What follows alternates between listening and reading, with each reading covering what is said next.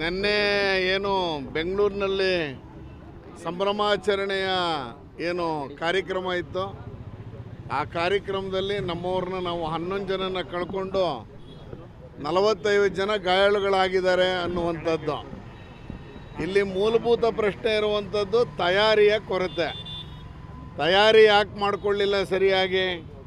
Police commissioner ಅವರು ನಿನ್ನೆ ಬೆಳಗ್ಗೆ 11 ಗಂಟೆ ಮೀಟಿಂಗಲ್ಲೂ ಬೇಡ, ಮೆರವಣಿಗೆ ಬೇಡ, ಈ ಸಂಭ್ರಮಾಚರಣೆ ಮಾಡೋಕ್ಕಾಗಲ್ಲ ಅನ್ನುವಂಥ ವಿಷಯವನ್ನು ನಿನ್ನೆ ಬೆಳಿಗ್ಗೆ ಹೇಳಿದರು ಅಂತ. ಆದರೆ ನಿನ್ನೆ ಬೆಳಿಗ್ಗೆ 7 ಗಂಟೆಗೇ ಇದು ತೀರ್ಮಾನ ಆಗಿತ್ತು. ತೀರ್ಮಾನ ತಗೊಂಡವ್ರು ಯಾರು? ಎಲ್ಲಿ ತೀರ್ಮಾನ ಆಗಿತ್ತು?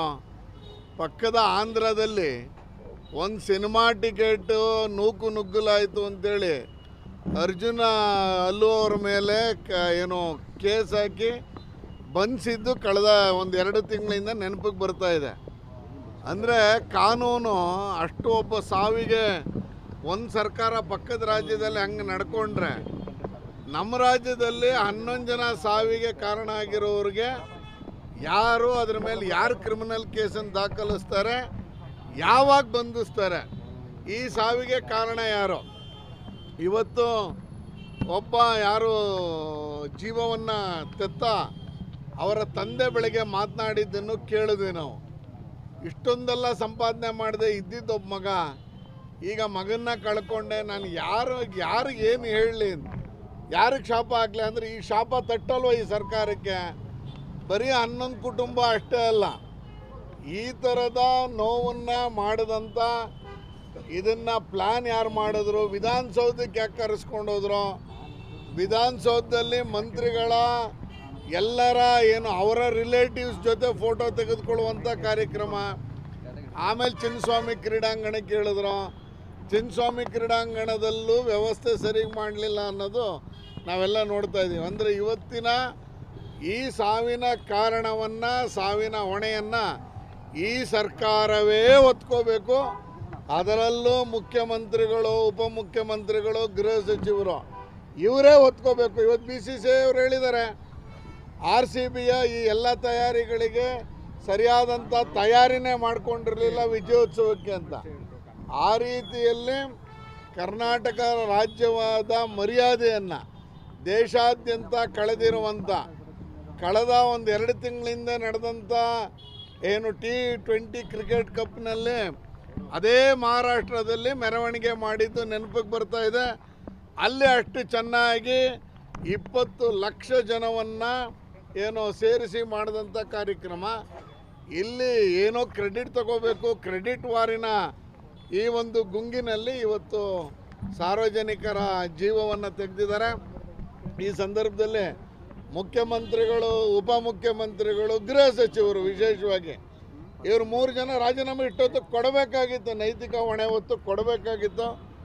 ಈ ರೀತಿಯಲ್ಲಿ ಕರ್ನಾಟಕದ ಮಾನವನ್ನು ಕಳೆದಿದ್ದಾರೆ. ತನಿಖೆ ಅಂತ ಹೇಳ್ತಾರೆ. ಅಲ್ಲ ಸ್ವಾಮಿ, ಮೂಡಾದು ನಾವು ಅಷ್ಟು ಹಗರಣದ ವಿಚಾರ ಮಾತಾಡಿದ್ವಿ, 3 ತನಿಖಾ ಆಯೋಗ ಆಯಿತು. ಈಗ ಮ್ಯಾಜಿಸ್ಟ್ರೇಟಲ್ಲಿ ಎನ್ಕ್ವೈರಿ ಅಂತ ಹೇಳ್ತಾರೆ. ಅದು ಬರೋದು ಯಾವಾಗ? ಆಮೇಲೆ ನೀವು ಯಾವಾಗ ಶಿಕ್ಷೆ ಕೊಡ್ತೀರಾ? ಈ ರೀತಿ ತನಿಖೆಯ ಮೇಲೆ ನಂಬಿಕೆನೇ ಇಲ್ಲ. ನೀವೇ ಸ್ವತಃ ಇದನ್ನು 11 ಗಂಟೆ ಮೀಟಿಂಗಲ್ಲಿ ಬೇಡ ಅಂದಿದ್ದನ್ನು ನಿನ್ನೆ ಇಮ್ಮಿಡಿಯೇಟ್ 2 ಗಂಟೆ 3 ಗಂಟೆಗೆ ಮಾಡಲೇಬೇಕು ಅಂತ ತೀರ್ಮಾನವನ್ನು ಮಾಡಿರುವಂಥದ್ದು ಸರಿ ಇಲ್ಲ. ಈ ರೀತಿಯ ಹೊಣೆಯನ್ನು ಸರ್ಕಾರವೇ ಹೊತ್ಕೋಬೇಕು ಅಂತ ಆಗ್ರಹಿಸ್ತಾ ಇದೆ. BJP ಅವರು ಸಾವಿನ ಮೇಲೆ ರಾಜಕಾರಣ ಮಾಡ್ತಿದ್ದಾರೆ. ಇದಲ್ಲೇನು ರಾಜಕಾರಣ ಏನಿದೆ? ಹೊಣೆ ಯಾರು ಹೊತ್ಕೋಬೇಕಲ್ಲ.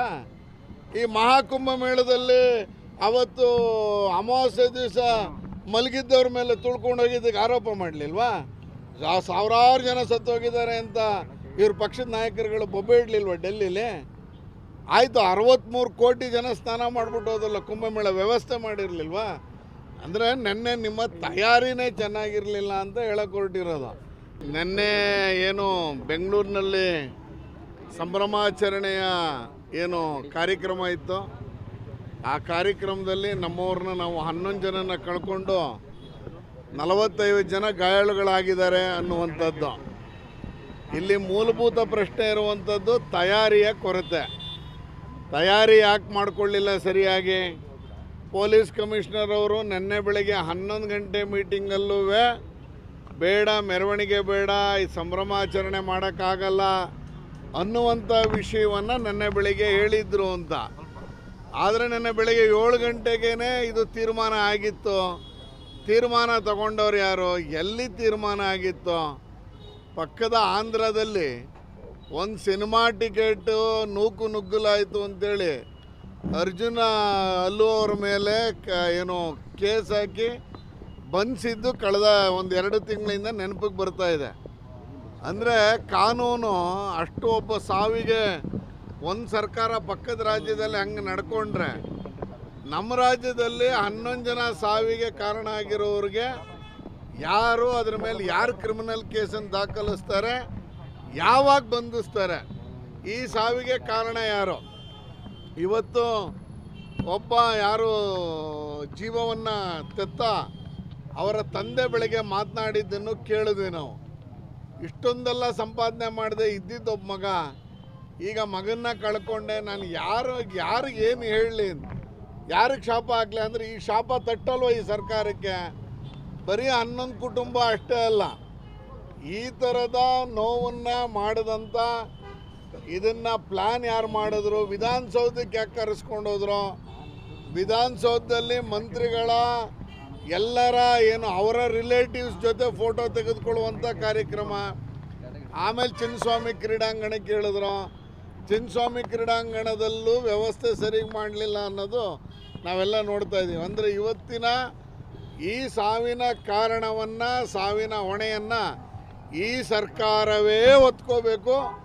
ಅದರಲ್ಲೂ ಮುಖ್ಯಮಂತ್ರಿಗಳು, ಉಪಮುಖ್ಯಮಂತ್ರಿಗಳು, ಗೃಹ ಸಚಿವರು ಇವರೇ ಹೊತ್ಕೋಬೇಕು. ಇವತ್ತು BCCI ಅವರು ಹೇಳಿದ್ದಾರೆ, RCBಯ ಈ ಎಲ್ಲ ತಯಾರಿಗಳಿಗೆ ಸರಿಯಾದಂಥ ತಯಾರಿನೇ ಮಾಡಿಕೊಂಡಿರಲಿಲ್ಲ ವಿಜಯೋತ್ಸವಕ್ಕೆ ಅಂತ. ಆ ರೀತಿಯಲ್ಲಿ ಕರ್ನಾಟಕ ರಾಜ್ಯವಾದ ಮರ್ಯಾದೆಯನ್ನು ದೇಶಾದ್ಯಂತ ಕಳೆದಿರುವಂಥ, ಕಳೆದ 1-2 ತಿಂಗಳಿಂದ ನಡೆದಂಥ ಏನು T20 ಕ್ರಿಕೆಟ್ ಕಪ್ನಲ್ಲಿ ಅದೇ ಮಹಾರಾಷ್ಟ್ರದಲ್ಲಿ ಮೆರವಣಿಗೆ ಮಾಡಿದ್ದು ನೆನಪಿಗೆ ಬರ್ತಾ ಇದೆ. ಅಲ್ಲಿ ಅಷ್ಟು ಚೆನ್ನಾಗಿ 20 ಲಕ್ಷ ಜನವನ್ನು ಏನೋ ಸೇರಿಸಿ ಮಾಡಿದಂಥ ಕಾರ್ಯಕ್ರಮ. ಇಲ್ಲಿ ಏನೋ ಕ್ರೆಡಿಟ್ ತಗೋಬೇಕು, ಕ್ರೆಡಿಟ್ ವಾರಿನ ಈ ಒಂದು ಗುಂಗಿನಲ್ಲಿ ಇವತ್ತು ಸಾರ್ವಜನಿಕರ ಜೀವವನ್ನು ತೆಗೆದಿದ್ದಾರೆ. ಈ ಸಂದರ್ಭದಲ್ಲಿ ಮುಖ್ಯಮಂತ್ರಿಗಳು, ಉಪಮುಖ್ಯಮಂತ್ರಿಗಳು, ಗೃಹ ಸಚಿವರು ವಿಶೇಷವಾಗಿ ಇವರು 3 ಜನ ರಾಜೀನಾಮೆ ಇಷ್ಟೊತ್ತು ಕೊಡಬೇಕಾಗಿತ್ತು, ನೈತಿಕ ಹೊಣೆ ಹೊತ್ತು ಕೊಡಬೇಕಾಗಿತ್ತು. ಈ ರೀತಿಯಲ್ಲಿ ಕರ್ನಾಟಕದ ಮಾನವನ್ನು ಕಳೆದಿದ್ದಾರೆ. ತನಿಖೆ ಅಂತ ಹೇಳ್ತಾರೆ. ಅಲ್ಲ ಸ್ವಾಮಿ, ಮೂಡಾದು ನಾವು ಅಷ್ಟು ಹಗರಣದ ವಿಚಾರ ಮಾತಾಡಿದ್ವಿ, 3 ತನಿಖೆ ಆಯೋಗ ಆಯಿತು. ಈಗ ಮ್ಯಾಜಿಸ್ಟ್ರೇಟಲ್ಲಿ ಎನ್ಕ್ವೈರಿ ಅಂತ ಹೇಳ್ತಾರೆ. ಅದು ಬರೋದು ಯಾವಾಗ? ಆಮೇಲೆ ನೀವು ಯಾವಾಗ ಶಿಕ್ಷೆ ಕೊಡ್ತೀರಾ? ಈ ರೀತಿ ತನಿಖೆಯ ಮೇಲೆ ನಂಬಿಕೆನೇ ಇಲ್ಲ. ನೀವೇ ಸ್ವತಃ ಇದನ್ನು 11 ಗಂಟೆ ಮೀಟಿಂಗಲ್ಲಿ ಬೇಡ ಅಂದಿದ್ದನ್ನು ನಿನ್ನೆ ಇಮ್ಮಿಡಿಯೇಟ್ 2 ಗಂಟೆ 3 ಗಂಟೆಗೆ ಮಾಡಲೇಬೇಕು ಅಂತ ತೀರ್ಮಾನವನ್ನು ಮಾಡಿರುವಂಥದ್ದು ಸರಿ ಇಲ್ಲ. ಈ ರೀತಿಯ ಹೊಣೆಯನ್ನು ಸರ್ಕಾರವೇ ಹೊತ್ಕೋಬೇಕು ಅಂತ ಆಗ್ರಹಿಸ್ತಾ ಇದೆ. BJP ಅವರು ಸಾವಿನ ಮೇಲೆ ರಾಜಕಾರಣ ಮಾಡ್ತಾ ಇದ್ದಾರೆ. ಇದಲ್ಲೇನು ರಾಜಕಾರಣ ಏನಿದೆ? ಹೊಣೆ ಯಾರು ಹೊತ್ಕೋಬೇಕಲ್ಲ. ಈ ಮಹಾಕುಂಭ ಮೇಳದಲ್ಲಿ ಅವತ್ತು ಅಮಾವಾಸ್ಯೆ ದಿವಸ ಮಲಗಿದ್ದವ್ರ ಮೇಲೆ ತುಳ್ಕೊಂಡೋಗಿದ್ದಕ್ಕೆ ಆರೋಪ ಮಾಡಲಿಲ್ವಾ?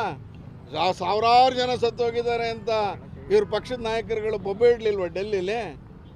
ಆಯಿತು, 63 ಕೋಟಿ ಜನ ಸ್ನಾನ ಮಾಡಿಬಿಟ್ಟು ಹೋದಲ್ಲ, ಕುಂಭಮೇಳ ವ್ಯವಸ್ಥೆ ಮಾಡಿರಲಿಲ್ವಾ? ಅಂದರೆ ನೆನ್ನೆ ನಿಮ್ಮ ತಯಾರಿನೇ ಚೆನ್ನಾಗಿರಲಿಲ್ಲ ಅಂತ ಹೇಳಕ್ಕೆ ಹೊರಟಿರೋದು.